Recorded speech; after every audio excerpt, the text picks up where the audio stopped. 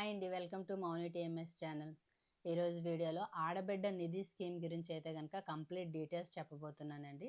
So ఆంధ్రప్రదేశ్లో ఉన్నటువంటి ప్రతి ఒక్క మహిళకి కంపల్సరీగా ఈ వీడియో యూజ్ అవుతుందండి. సో యూస్ఫుల్ పర్సన్స్ అందరికీ రీచ్ అవ్వాలి అనుకుంటే కంపల్సరీగా ఒక లైక్ చేసి నా వీడియోని సపోర్ట్ చేయండి.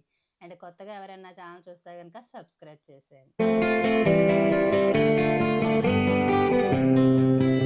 మన ఏపీ గవర్నమెంట్ ఆడబిడ్డ నిధి స్కీమ్ అయితే గనక ప్రవేశపెట్టిందండి. ఆంధ్రప్రదేశ్లో ఉన్నటువంటి SC, ST, BC, EWS and minority communities చెందినటువంటి మహిళలు ఈ ఆడబిడ్డ నిధి స్కీమ్కి అయితే గనక అప్లై చేసుకోవచ్చండి. సో ఈ స్కీమ్కి ఆన్లైన్లో అప్లై చేసుకునే అవకాశం కూడా కల్పిస్తాను అని అంటున్నారు. సో ఇంకా ఆన్లైన్ అప్లికేషన్స్ కానీ ఇంకా ఏమీ స్టార్ట్ అవ్వలేదు. సో స్టార్ట్ అయిన తర్వాత కూడా నేను మీకు వెంటనే ఇన్ఫార్మ్ చేస్తాను. సో ఈ ఆడబిడ్డ నిధి స్కీమ్లో అయితే గనక అమౌంట్ వచ్చేసి నెలకి 1500 రూపాయల చొప్పున రానుంది. అంటే సంవత్సరానికి 18,000 రూపాయల చొప్పున రానుందండి. సో ఈ స్కీమ్ పొందాలి అంటే మీ యొక్క ఏజ్ లిమిట్ వచ్చేసి 18 నుంచి 59 సంవత్సరాలై ఉండాలి. సో ఈ ఆడబిడ్డ స్కీమ్లో అయితే గనక ఓసీ మహిళల గురించి చెప్పలేదు ఏంటి అని చెప్పి అనుకోవచ్చు. సో ఓసీ మహిళలకు సంబంధించి అయితే గనక గృహిణి స్కీమ్ ద్వారా 15,000 రూపాయలు సంవత్సరానికి ఇస్తాను అని చెప్పి ఇన్ఫార్మ్ చేశారండి. బట్ ఇంకా గృహిణి స్కీమ్ అయితే గనక స్టార్ట్ అవ్వలేదు. సో గృహిణి స్కీమ్ కంటే ముందే ఈ ఆడబిడ్డ అనేది స్కీమ్ అయితే గనక స్టార్ట్ అవబోతుంది.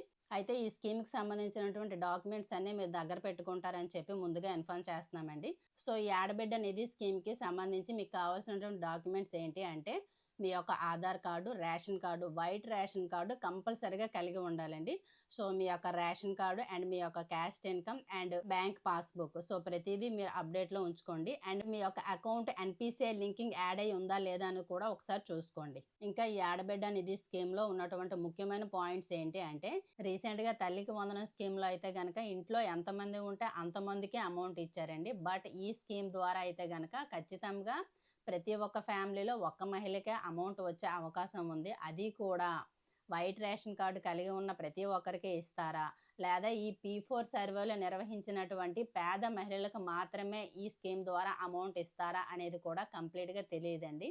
సో ఈ స్కీమ్ గురించి జీవో పాస్ అయిన తర్వాత కంప్లీట్ ఇన్ఫర్మేషన్తో అయితే కనుక నెక్స్ట్ వీడియోలో నేను మీకు ఫుల్ వీడియోని అప్లోడ్ చేస్తానండి.